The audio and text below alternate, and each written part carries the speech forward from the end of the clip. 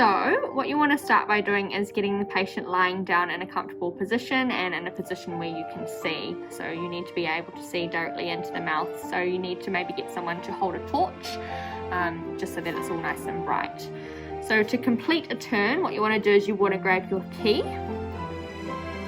place your key like so, and what you want to start by doing is you want to pop the key into the hole that you'll be able to see at the front. Now it's really important that it's nice and stable in the hole, so you can push it down. Now you will not go through and stab the patient in the roof of the mouth, so just pushing down nice and firmly, and then with your finger you want to be pushing it all the way towards the back of the throat until you can see the new hole.